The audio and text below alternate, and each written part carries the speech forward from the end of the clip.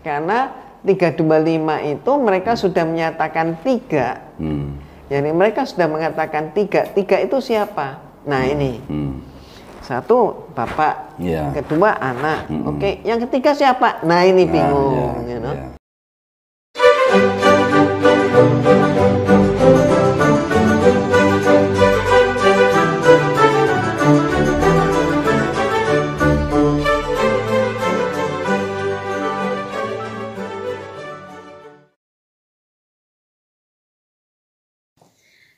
Halo saudara-saudaraku yang terkasih di dalam Tuhan. Saya menyapa teman-teman semuanya dimanapun Anda berada, di Asia, di Amerika, di Eropa, maupun di Afrika. Bertemu kembali dengan saya, Rina Solihin, dalam channel Rina Menjawab. Teman-teman, kali ini saya akan kembali berbagi kebenaran firman Tuhan, teman-teman. Dalam kesempatan ini saya akan mengomentari salah satu perbincangan antara mu'alaf Irene Handono dengan Dondi Tan. Jadi mereka berdialog, berbincang-bincang. Sebenarnya mereka berbincang-bincang tentang agama mereka. Tetapi nyerempet, akhirnya menyinggung-nyinggung kekristenan. Nah, setelah saya perhatikan, ternyata banyak hal yang harus saya luruskan, tentunya tentang kekristenan, dari apa yang mereka perbincangkan tersebut. Karena orang mengatakan, kalau kesalahan dibiarkan, maka lama-lama orang menganggap sebagai sebuah kebenaran. Dan ini tidak boleh terjadi, teman-teman. Nah, untuk itu, semoga apa yang saya paparkan kali ini bisa menambah wawasan kita, bisa menambah pengetahuan kita tentang kebenaran firman Tuhan. Nah, saya juga berharap semoga teman-teman Muslim juga tidak ketinggalan untuk menyaksikan ulasan saya ini. Banyak orang menyebut dirinya sebagai kristolog, tetapi sebenarnya mereka tidak punya pengetahuan yang benar tentang kekristenan. Sayang sekali, ya. Jadi saya lihat begitu latahnya ya teman-teman Muslim menyebut dirinya seorang kristolog, ya. Tetapi yang dipahami sama sekali tidak benar, begitu jauh panggang dari api, ya. Jadi Alkitab maksudnya apa, dia mengertinya apa, begitu, ya. Jadi sangat jauh sekali. Dan alangkah baiknya Anda ingin tahu tentang kekristenan, belajarlah dari orang-orang Kristen, bukan dari orang-orang Muslim. Oke? Oke teman-teman, jangan lupa ya untuk terus mendukung channel Noverina Solihin ini, ya terus mendukung teman-teman, supaya apa? Supaya Injil bisa diberitakan ke seluruh dunia. Dan tentunya kita berharap, harapan kita yaitu Maranatha, Tuhan kita cepatlah datang.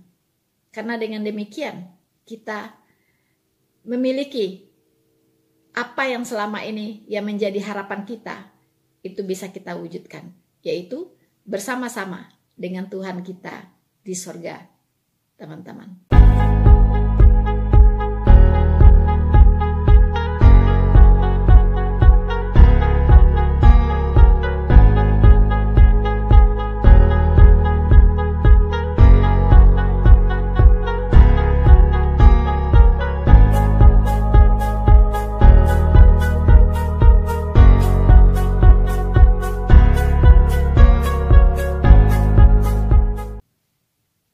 Teman-teman, setelah saya mencermati perbincangan mereka, banyak hal ya yang mereka bahas, teman-teman. Kali ini saya hanya mengambil beberapa poin yang saya pikir ini urgent untuk saya respon ya teman-teman. Agar apa? Agar semua mereka yang mendengarkan kedua mu'alaf ini itu tidak tersesat. Ya, terutama umat Kristen, ya, jangan sampai termakan, tersesat dengan kebodohan-kebodohan mereka begitu. Ya. tentunya tentang kekristenan. Bagi saya, kalau mereka bicara apapun tentang agama mereka, I don't care. Silahkan saja. Ya, mereka punya versi A, versi B, versi C, ya, dan berbeda dengan di Alkitab. Silahkan, bahaslah agama Anda sepuasnya. Bahas begitu. Tapi jangan merempet-rempet kepada kekristenan. Jangan merembet-rembet kepada Alkitab. Jangan merembet-rembet kepada Tuhan Yesus saya. Anda bicara Isa begini, begitu, silahkan. Itu versi kitab Anda. Dan toh Isa Al-Masih itu nabi Anda. Itu bukan Tuhan saya. Ya, nabi Anda. Silahkan saja punya versi yang berbeda begitu. Ya. Tapi ketika Anda mengatakan Isa Al-Masih itu adalah yang kami percayai sebagai Tuhan Yesus atau Yesus Kristus, di situ timbul persoalan. Jadi harus saya bikin clear ya. Umi Irene Handono. So teman-teman, untuk tidak berlama-lama, kita dengarkan dulu apa sih yang mereka perbincangkan. Selamat mendengarkan. Buku ini untuk menjawab tuduhan-tuduhan bahwa Nabi Muhammad SAW itu adalah seorang pedofil. Saya sih secara singkat Umi ya. Kalau dengar tuduhan seperti ini malah senang saya menjawabnya Umi. Ya, karena kita mereka sendiri ya. Ya, karena istilah pedofil sendiri baru ada tahun berapa, ya kan? Kemudian timbulnya istilah pedofil itu dikarenakan ada perubahan standar moral ya, Umi ya. Sedangkan pada saat Nabi Muhammad SAW di dalam hadis diceritakan menikahi Aisyah, itu standar moralnya mungkin berbeda dengan standar moral zaman sekarang, gitu Umi ya. Bahkan kalau kita lihat ke belakang lagi, umat Yahudi pun juga melakukan hal yang sama atau dalam arti mempunyai standar moral yang sama. So, saudara-saudaraku yang terkasih di dalam Tuhan, kita sudah mendengarkan bersama-sama ya bahwa mereka mengatakan banyak tuduhan ya. Banyak tuduhan yang diarahkan kepada nabi mereka yaitu Muhammad. Ya, salah satunya dikatakan sebagai pedofil, ya. Pedofil. Pedofil itu apa ya? Yaitu orang dewasa suka dengan anak-anak. Ya, seperti itulah ya. Seperti itu yang dimaksud dengan pedofil. Dan mereka menjelaskan ya bahwa Muhammad itu bukan pedofil. Begitu, ya. Mengenai Muhammad misalnya menikahi Aisyah yang jauh lebih kecil ya, anak kecil ya,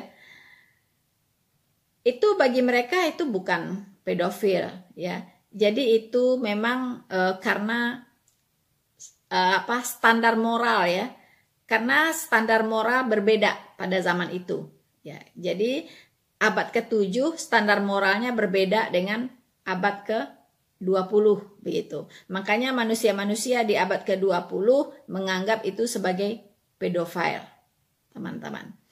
Tapi bagi saya tidak tertarik untuk membahas itu, ya. Yang saya tertarik meresponin adalah perubahan standar moral. Ini bagi saya yang menarik, ya. Mereka berbicara tentang perubahan standar moral. Teman-teman, apa maksudnya? Ya.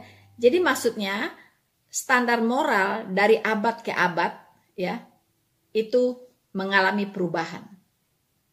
Mengalami perubahan.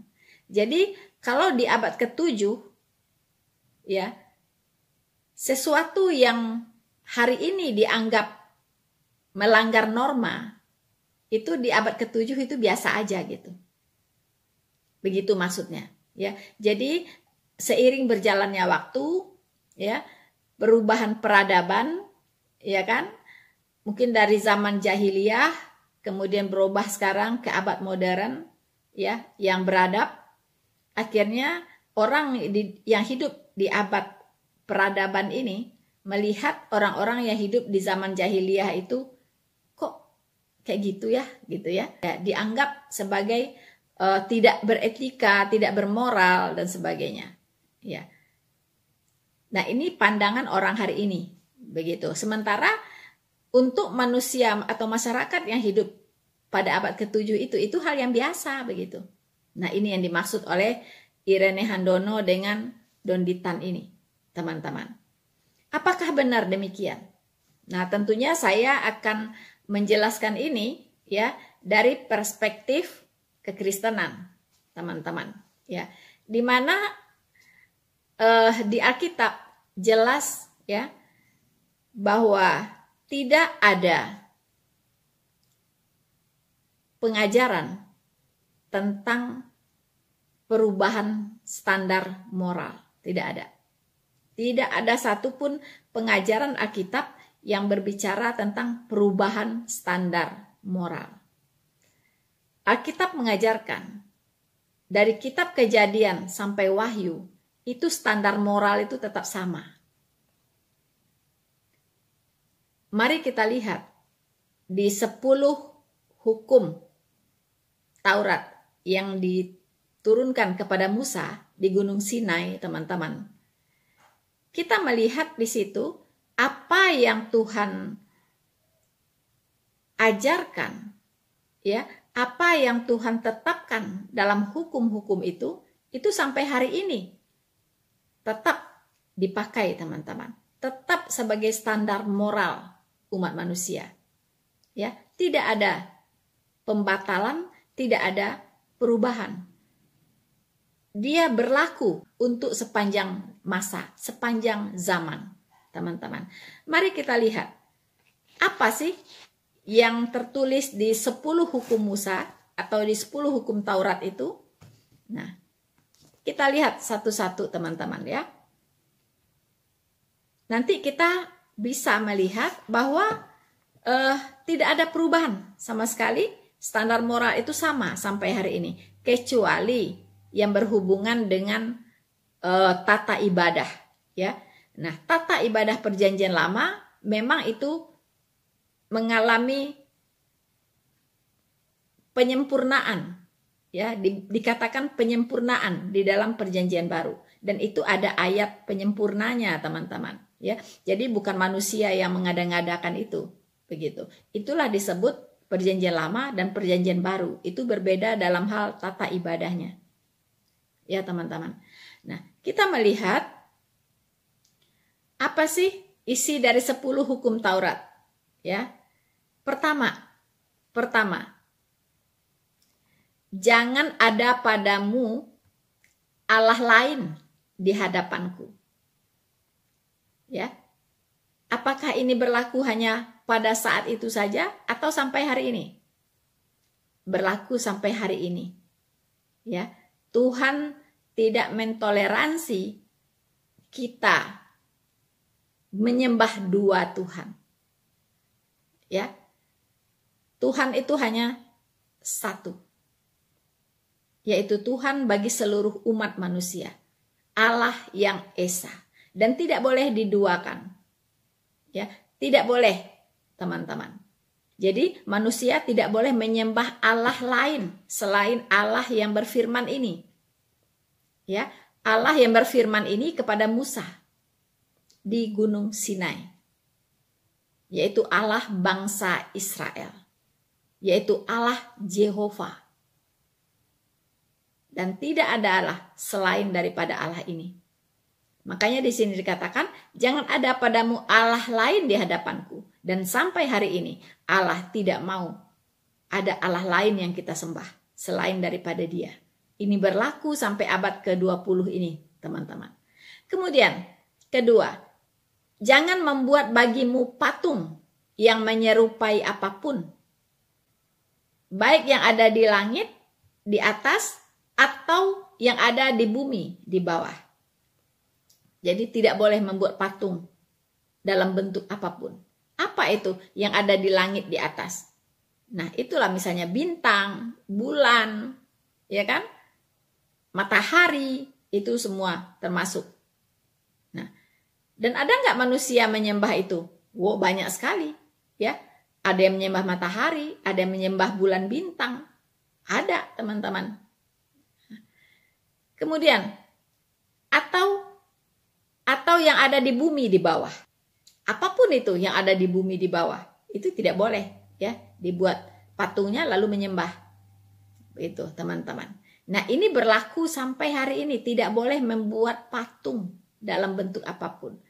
Bahkan dikatakan juga, janganlah engkau membuat bagimu patung, ya kan?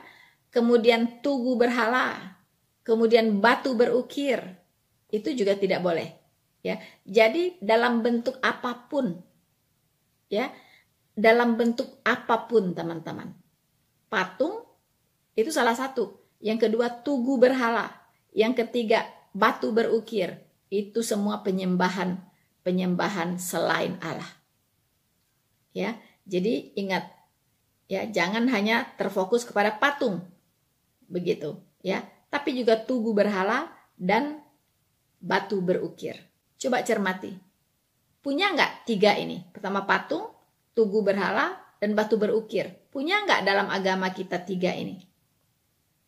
Kalau saya, itu anti ketiganya. Saya anti patung, saya anti tugu berhala, saya anti batu berukir.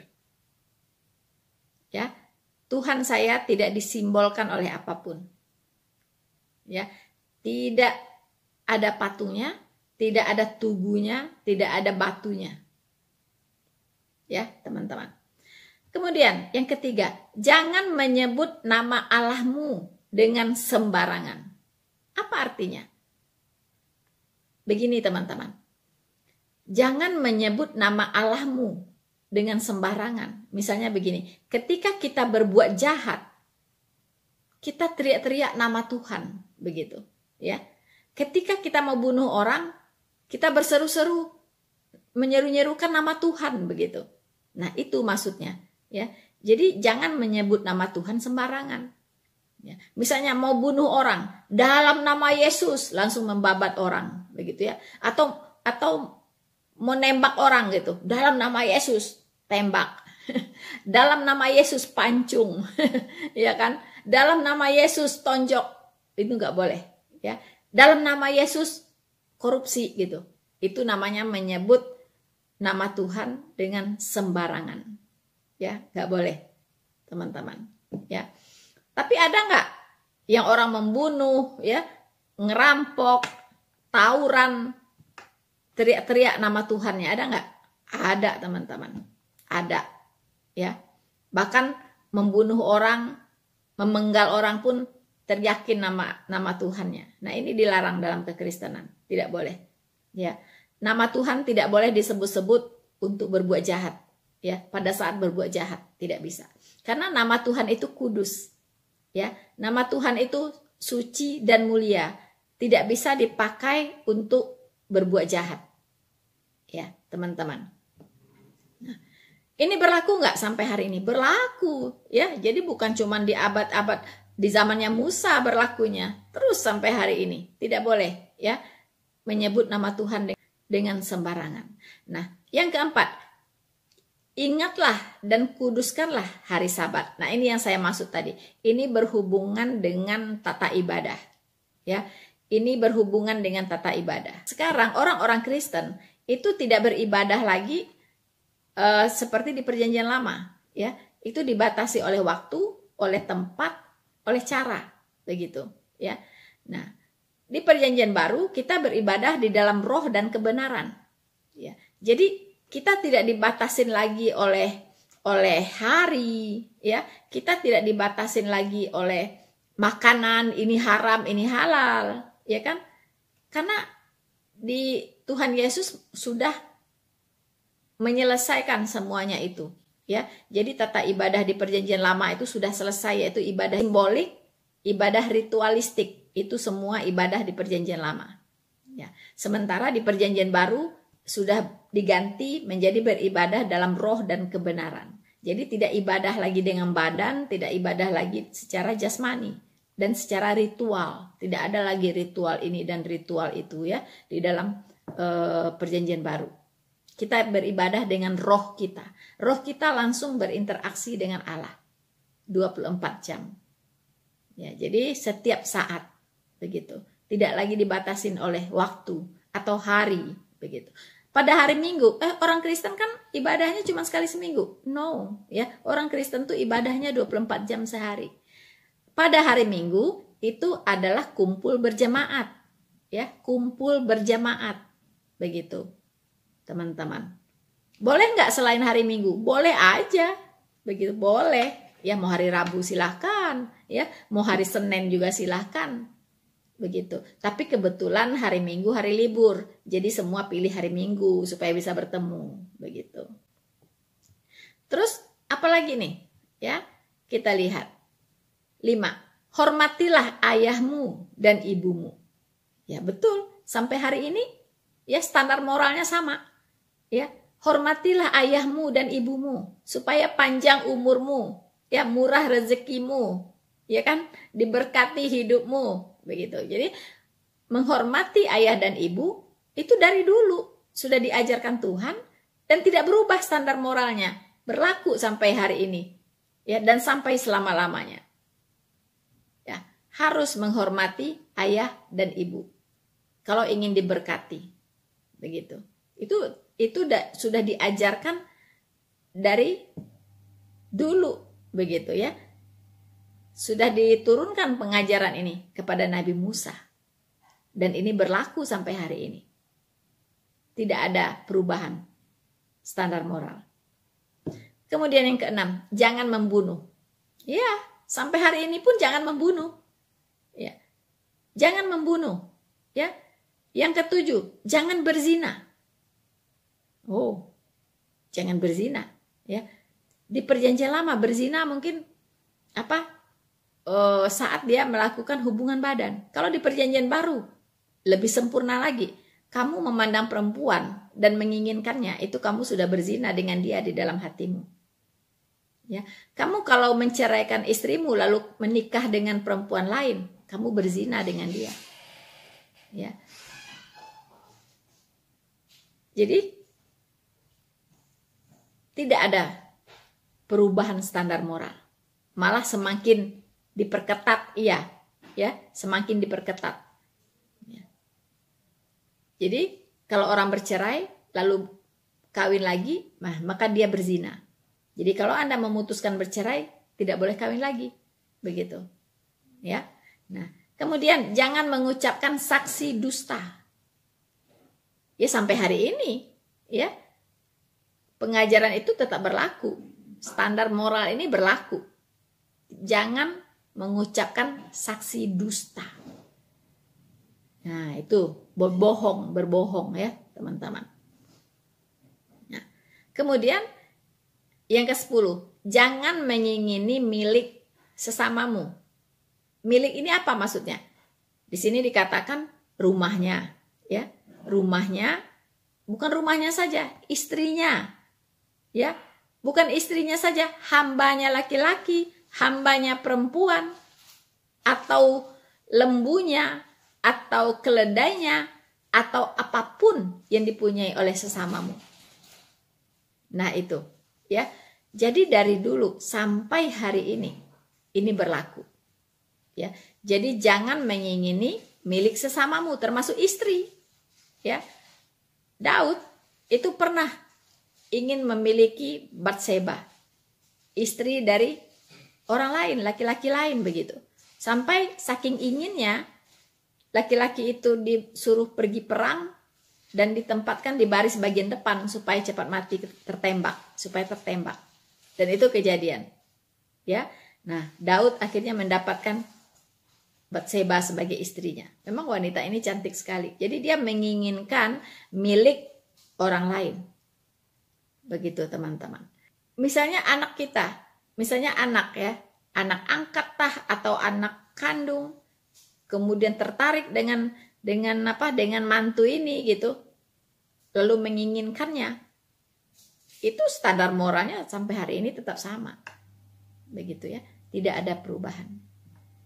Tetap itu sesuatu yang tidak bermoral, menginginkan milik orang lain, ya, menginginkan istri orang.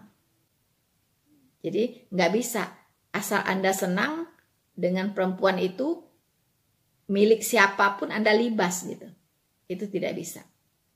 Itu melanggar norma. Dan sampai hari ini ya tidak ada pergeseran standar moral. itu namanya periskor ya, periskor, perebut istri orang, pelakor, perebut laki orang. Sampai hari ini itu dianggap sesuatu yang tidak bermoral. Tidak ada pergeseran standar moral seperti yang dinyatakan oleh Irene Handono dan Deonditan tadi, teman-teman. So, saudara-saudaraku yang terkasih di dalam Tuhan, semakin seru ya. Jangan break ya teman-teman, terus ikutin pembahasan saya ini sampai selesai. Dan selanjutnya, apalagi yang diperbincangkan oleh Umi Irene Handono dengan Agustan ini? Mari kita dengarkan bersama-sama. Kita kalau ngomong tentang nabi-nabi, kita tahu yang pertama kan Nabi Adam. Iya, alaihissalam. Ya. Nah ini apa namanya, menarik banget ini sebenarnya. Nah, kira-kira nih menurut Dodi, Nabi Adam alaihissalam ini yang tidak semasa dengan Rasulullah kan? Jauh sekali ya. Bagaimana membuktikan kalau Nabi Adam alaihissalam ini seorang Islam? Yang jelas Umi, Nabi Adam alaihissalam itu dia hanya mengenal satu Tuhan. Tidak kenal ada yang namanya Tuhan punya pribadi Bapa, punya pribadi Anak, atau punya pribadi Roh Kudus. Setahu saya. Jadi Nabi Adam hanya tahu atau mengenal hanya Tuhan yang Esa gitu. Tuhan yang menciptakan dia dan istrinya, Tuhan yang Esa, dan tidak macam-macam ada dogma atau doktrin yang dikenal zaman sekarang gitu Umi ya. So, saudara-saudaraku yang terkasih di dalam Tuhan, kita sudah mendengarkan apa lagi yang dibahas oleh Umi Irene Handono, yaitu mereka membahas tentang agama nabi-nabi, teman-teman. Ya, dan mereka menyimpulkan ya bahwa agama semua nabi, mulai dari Adam katanya, itu agamanya adalah Muslim. Ya. Apa dasarnya? Mereka mengatakan karena mulai dari Adam sampai Isa, ya, sampai Muhammad, itu mengimani, memahami bahwa Tuhan itu Esa, Tuhan itu satu, ya, tauhid, teman-teman. Ya, jadi semua nabi percaya kepada Tuhan yang satu, Tuhan yang Esa, tidak dua, tidak tiga, ya, tidak ada katanya Bapa, Putra, dan Roh Kudus itu, ya, tidak ada. Di Alkitab tidak ada katanya. Nah, teman-teman, saya katakan itu tidak cukup kuat untuk mengatakan bahwa semua nabi itu agamanya Islam. Itu saja tidak cukup.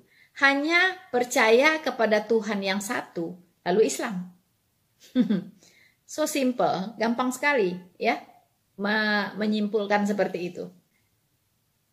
Kalau hanya percaya kepada Tuhan itu satu, itu iblis pun percaya, setan-setan pun percaya bahwa Tuhan itu memang satu, begitu. Ya. Jadi kalau cuman mendasarkan semua kebenaran itu hanya kepada Tuhan yang Esa, Tuhan yang satu, atau Anda menyebutnya tauhid, asal tauhid benar gitu, asal tauhid udahlah itulah yang paling benar. No, ya, lebih dari itu, bukan hanya sekedar itu, bukan hanya sekedar mengimani bahwa Tuhan itu Esa. Saya juga mengimani, ya, Alkitab itu lebih banyak menyebut kata Tuhan yang Esa itu lebih banyak daripada kitab Anda.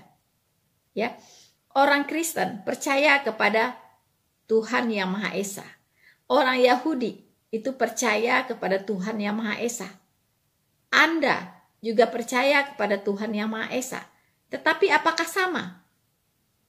Apakah Tuhan yang Maha Esa yang dipercaya itu sama?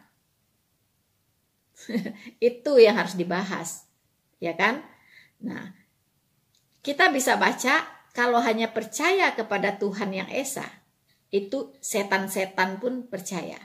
Nah, kita bisa lihat di Yakobus 2 ayat 19. Itu tertulis, engkau percaya bahwa hanya ada satu Allah saja? Itu baik. Itu baik. Oke? Tetapi setan-setan pun juga percaya akan hal itu dan mereka gemetar. Jadi kalau hanya percaya ya bahwa hanya ada satu Allah saja, itu baik. Tetapi setan-setan juga percaya akan hal itu dan mereka gemetar. Lalu kalau hanya percaya, kalau iman Anda hanya didasarkan kepada itu, kepada tauhid, lalu apa bedanya Anda dengan setan-setan? Karena setan-setan pun percaya itu.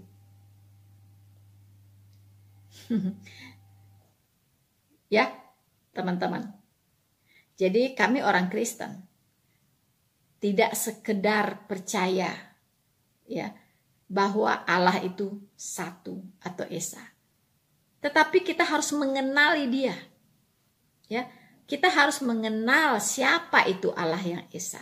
Eksistensinya seperti apa? Ya. Kemudian pengajarannya seperti apa? Sifat-sifatnya seperti apa? Rancangannya terhadap umat manusia ini seperti apa? Kuasa-kuasanya seperti apa? Itu semua harus jelas, ya. Ajarannya itu tidak boleh bertentangan dengan sifat-sifatnya. Allah yang Maha Esa itu, yang satu itu pasti maha benar. Ya. Kalau Dia maha benar, maka firman-Nya tidak boleh ada yang salah. Itu satu. Firman-Nya tidak boleh ada yang salah. Ya. Kemudian kalau Tuhan itu bernubuat, ya, bernubuat, nubuatannya pasti terjadi, pasti digenapi. Jadi nubuatan Tuhan yang maha benar tidak pernah meleset, tidak pernah salah. Kemudian Allah yang Maha Esa itu harus maha kasih. Allah yang maha kasih itu pasti mengasihi seluruh umat manusia. Dia ingin semua manusia ini selamat. Tidak ada satupun yang boleh masuk neraka. Nah, lalu apa bukti kasihnya? Apa bukti kasihnya? Apakah hanya dengan menurunkan pengajaran, lalu manusia ini berjuanglah, ya, berjuanglah setaat-taatnya, ya, sekeras-kerasnya untuk mengikuti ajarannya itu. Itu sampai kaki jadi kepala, kepala jadi kaki. Kalau dengan kekuatan sendiri, itu manusia itu tidak akan mampu untuk menjalankan semua perintah Tuhan. Kecuali satu. Ya, dimampukan. Nah, beda teman-teman. Dimampukan. Lalu apa yang memampukan? Harus ada yang memampukannya. Yaitu kalau di dalam kekristenan ada yang namanya Roh Kudus. Roh Kudus, kuasa Roh Kudus inilah yang memampukan setiap orang untuk bisa berbuat, ya, menjalankan perintah-perintah Tuhan. Roh Kudus inilah yang akan mengajar, yang akan menuntun, yang akan menyertai orang ini, ya, untuk menjalankan firman Tuhan.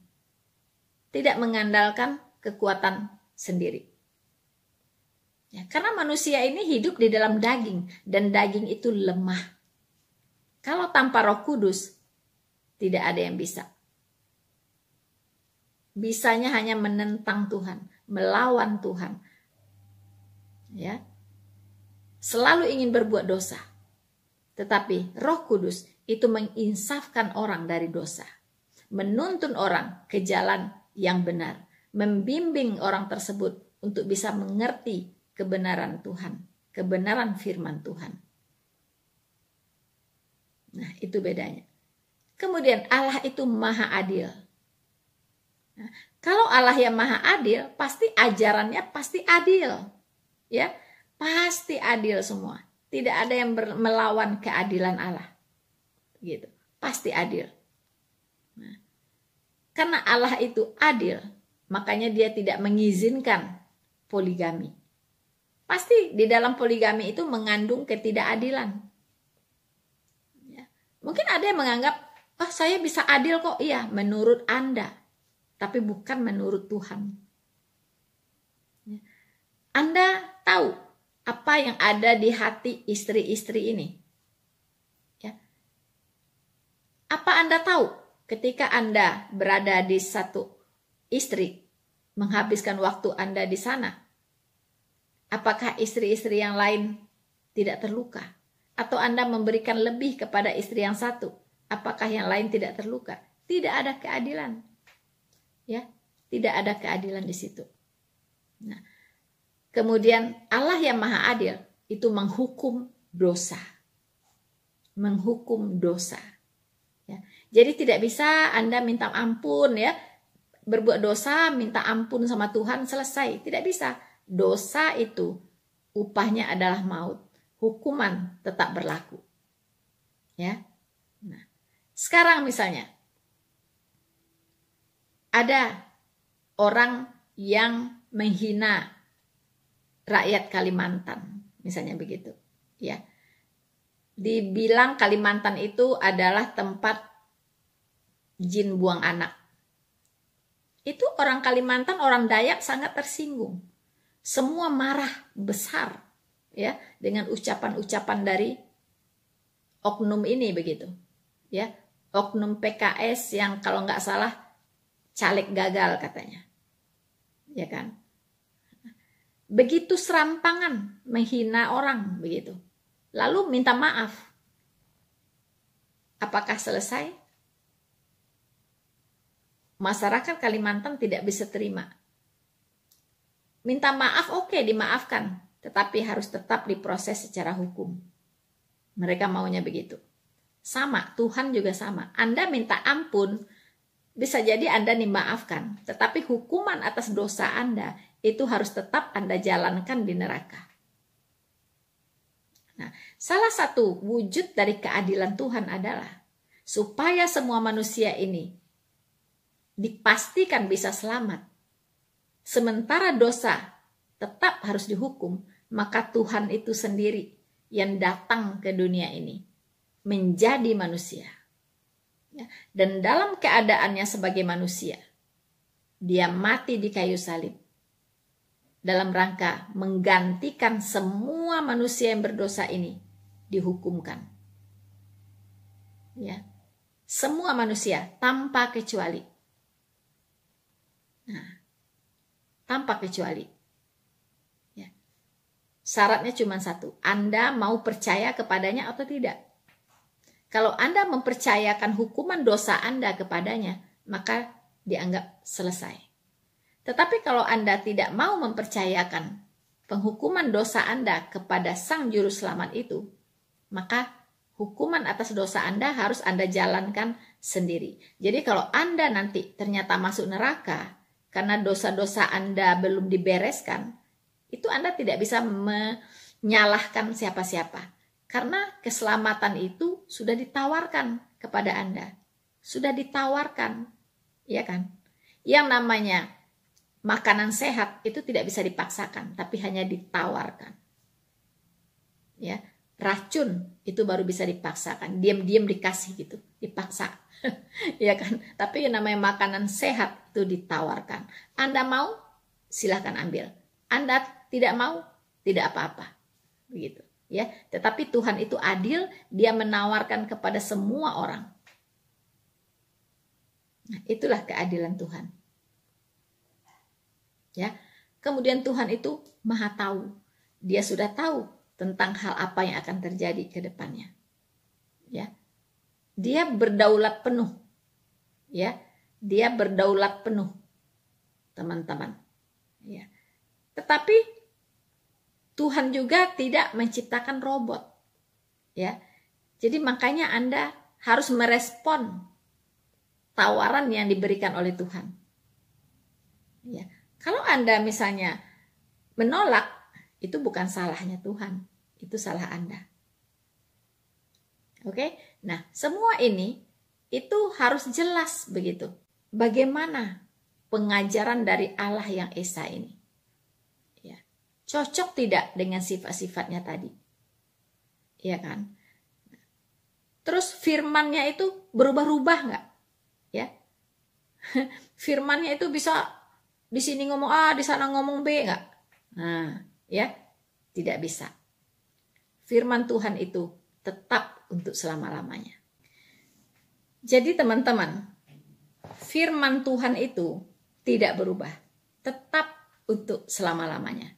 Ini kita bisa baca di 1 Petrus 1 ayat 24. Bunyinya begini.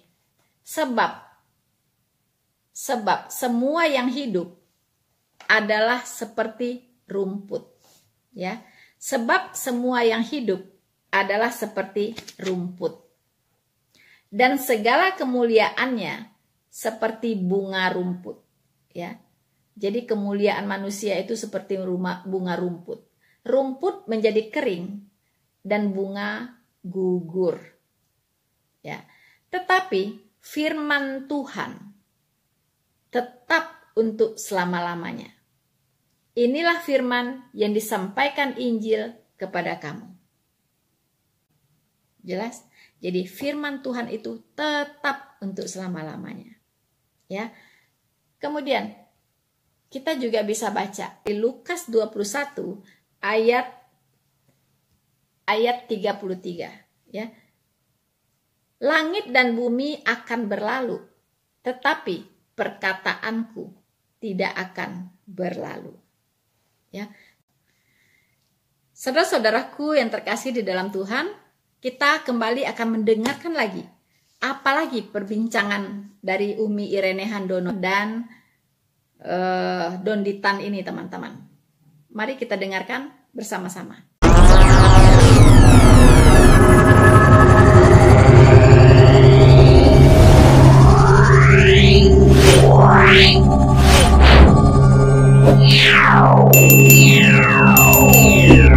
Nabi Adam alaihissalam ini abad yang jauh berbeda, abad yang lalu sekali. Padahal yang namanya konsep Trinitas, Tuhan, Bapa, Putra, dan Roh Kudus, itu baru dikenal setelah adanya Konsili Nisia. Iya. Tahun 325 Masehi. Itu belum Trinitas, Umi. 325 belum Trinitas, Umi. Ya, Konsili Nisianya sudah ini ya. Itu sudah. baru Duinitas, Umi. Ya. Artinya Trinitasnya 381, Umi. 381 Konsili baru sempurna. Baru sempurna, ya betul. Karena 325 itu mereka sudah menyatakan 3. Jadi mereka sudah mengatakan 3. 3 itu siapa? Nah, ini. Satu, Bapak. Kedua, anak. Oke, yang ketiga siapa? Nah, ini bingung. Sehingga kemudian sempat mereka menyatakan Roh Kudus. Ya, oke, sekarang simbolnya kayak apa? Nah, itu blank namanya. Sehingga kemudian 381 barulah mereka sepakat bahwa simbol daripada Tuhan Roh Kudus itu adalah burung merpati putih. Yang sekarang mereka nggak pede menyebut begitu, maka banyak di antara mereka menyebut itu adalah simbol perdamaian. So, saudara-saudaraku yang terkasih di dalam Tuhan, ternyata Umi Irene Handono itu membahas tentang konsep Trinitas, ya, konsep Trinitas. Mereka mengatakan bahwa konsep Trinitas itu tidak ada di Alkitab. Ya, Tuhan tidak pernah mengajarkan di Alkitab tentang konsep Trinitas. Ya, Trinitas katanya itu baru ada itu sejak Konsili Nisea. Ya, Konsili Nisea tahun 325 Masehi. Nah, disitulah dibuat konsep Trinitas. Ya, luar biasa ya teman-teman. Kemudian katanya tahun 381 itu baru disempurnakan, ya. Karena waktu di Konsili Nisea tahun 325 Masehi itu belum ketemu trinya, ya. Jadi Bapa dan Anak begitu ya. Roh Kudusnya belum ketemu nih, ya. Jadi di tahun 381 baru disepakati, ya. Disepakati adanya Tuhan Roh Kudus begitu. Jadi baru Tritunggal, ya. Bapa, Putra, dan Roh Kudus. Nah, Roh Kudus ini baru ada itu disepakati tahun 381 katanya. Nggak tahu ya cerita dari mana itu ya teman-teman ya. Nah, bahkan di situ juga disepakati simbol dari Roh Kudus itu yaitu burung merpati. Ya, burung merpati. Luar biasa ya. Cerita hoax dari mana ini mereka yang dapatkan ini ya teman-teman ya. Teman-teman, inilah ketidaktahuan membuat kebodohan, ya. Tapi sok taunya minta ampun ya, ya. Sok taunya itu nggak ketulungan gitu kan? Lebih hebat dari orang-orang Kristen ya, mengatakan bahwa tidak ada ajaran tentang Trinitas di Alkitab. Mereka tidak tahu teman-teman, bahwa ajaran Trinitas atau Tritunggal, konsep Allah Tritunggal itu sudah diajarkan mulai dari kitab Kejadian. Ya. Saya akan bacakan untuk kita semua dan mohon ya kalau bisa Irene Handono dan Donditan ini mendengarkan ya. Konsep Allah Trinitas itu sudah dibukakan mulai di kitab Kejadian 1 ayat 26. Ya. Saya bacakan untuk Anda semua. Berfirmanlah Allah, baiklah kita menjadikan manusia menurut gambar dan rupa kita, supaya mereka berkuasa atas ikan-ikan di laut dan burung-burung di udara, dan atas ternak dan atas seluruh bumi, atas segala binatang melata yang merayap di bumi. Ya. Ayat ke-27, maka Allah menciptakan manusia itu menurut gambarnya. Menurut gambar Allah diciptakannya dia laki-laki dan perempuan diciptakannya mereka. Ya. Jadi di sini ada kata kita. Ya. Kita itu tunggal apa jamak ya? Ya, ada nggak kita? Kita itu tunggal begitu. Ya, kita itu jamak. Ya, baiklah. Kalau tunggal, Tuhan ini nggak usah pakai kata kita. Baiklah aku harusnya. Baiklah aku menjadikan manusia menurut gambar dan rupa aku begitu. Ya. Tetapi di sini baiklah kita menjadikan manusia menurut gambar dan rupa kita. Nah, di dalam kata kita ini ada 3 pribadi di situ, yaitu Bapa, Putra, dan Roh Kudus. Ya. Makanya Tuhan Yesus pernah berkata, ya, sebelum Abraham jadi, aku telah ada. Nah, memang Tuhan Yesus itu adalah Allah sendiri, ya, salah satu pribadi Allah, begitu. Kemudian dikatakan bahwa di tahun 381 katanya baru diciptakan Roh Kudus, baru diciptakan Roh Kudus, begitu. Ini kan salah fatal, ya. Kesalahannya fatal sekali, begitu. Sementara Roh Kudus itu sudah ada di zaman Perjanjian Lama, ya. Roh Kudus sudah ada di Perjanjian Lama, hanya belum menghuni hati semua orang percaya. Ya. Para nabi itu juga disertai oleh Roh Kudus loh, ya. Roh Kudus itu sudah ada. Iya, karena dia adalah pribadi Allah. Jadi dia itu adalah ada sebelum semua diciptakan. Mari kita lihat, apakah Roh Kudus itu sudah ada sejak Perjanjian Lama? Ataukah betul baru ada itu diciptakan itu pada tahun 381 seperti yang diklaim oleh Umi Irene Handono dan Donditan ini? Teman-teman, tentang Roh Kudus, ya, yang sudah ada menyertai para nabi di Perjanjian Lama, kita bisa lihat di Yesaya 63 ayat 10. Ya. Yesaya 63 ayat 10. Di sana dikatakan, tetapi mereka memberontak dan mendukakan Roh Kudusnya, maka ia berubah menjadi musuh mereka dan ia sendiri berperang melawan mereka. Ya, jadi Roh Kudus itu sudah ada, teman-teman, menyertai para nabi di Perjanjian Lama. Ya.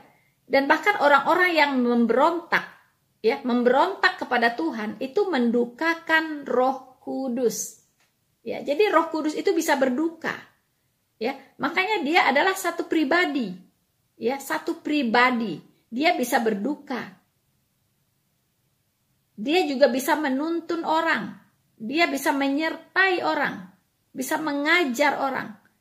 Makanya Roh Kudus itu adalah sebuah pribadi, pribadi Allah, pribadi ketiga. Ya.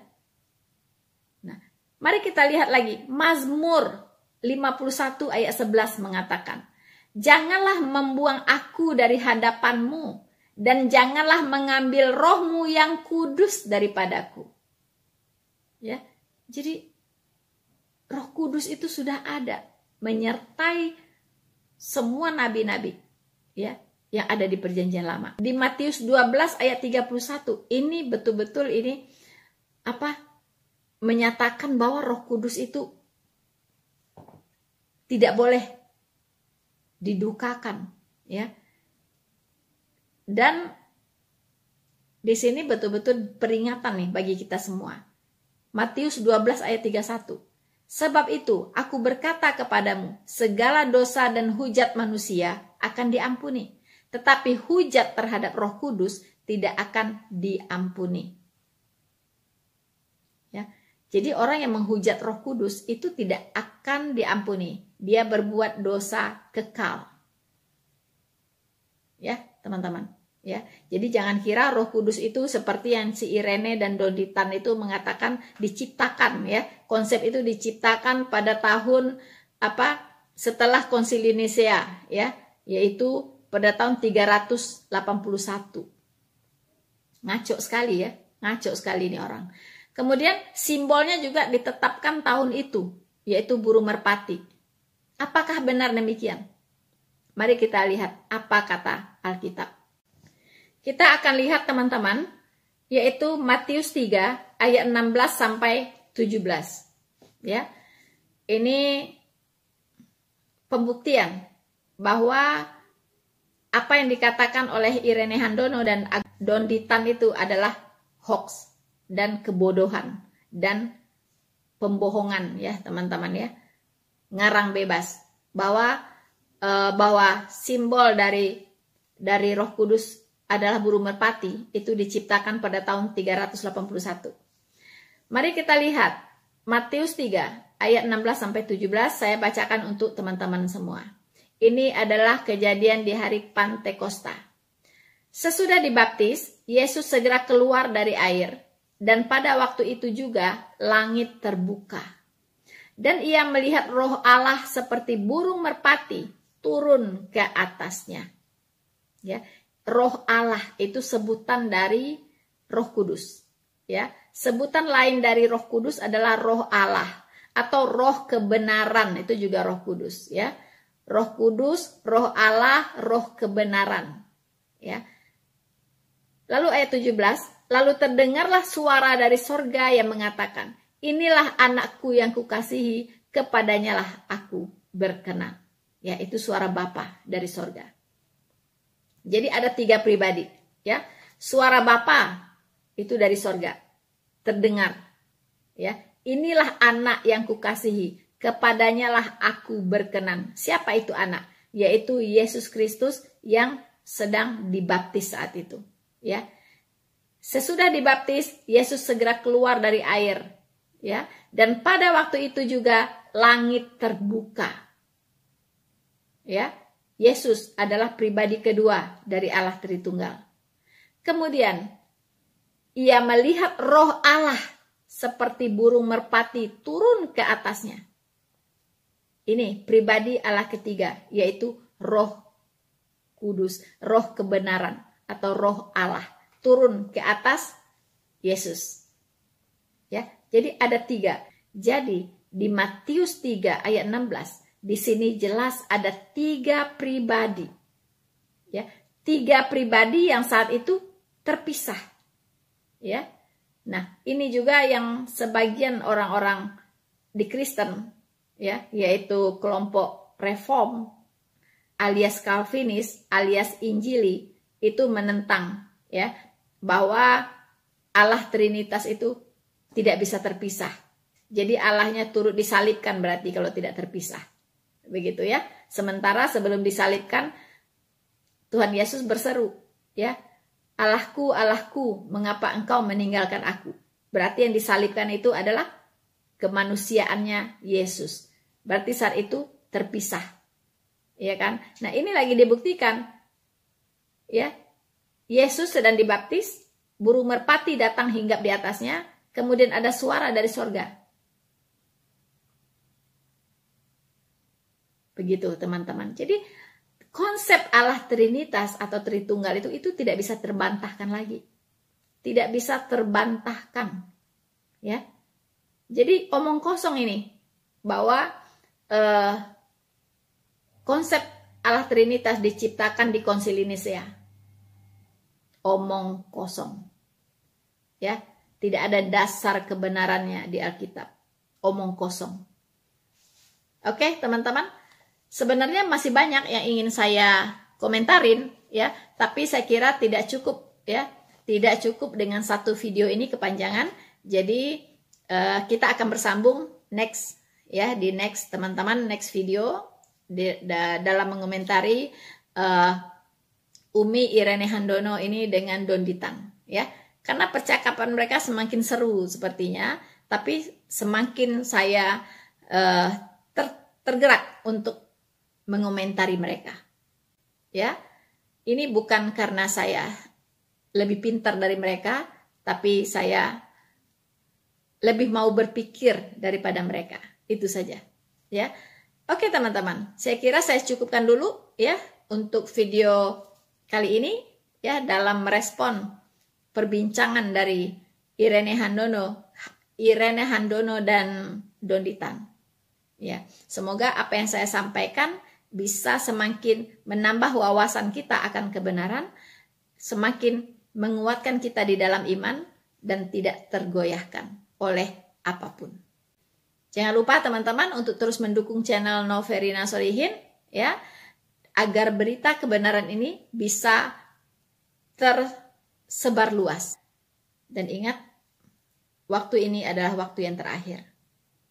Dan kita harus memberikan waktu lebih untuk hal-hal yang rohani. Sekian dari saya. Jangan lupa teman-teman untuk like, subscribe, dan share video ini. Semakin diserang, semakin terang benderang. Maranatha.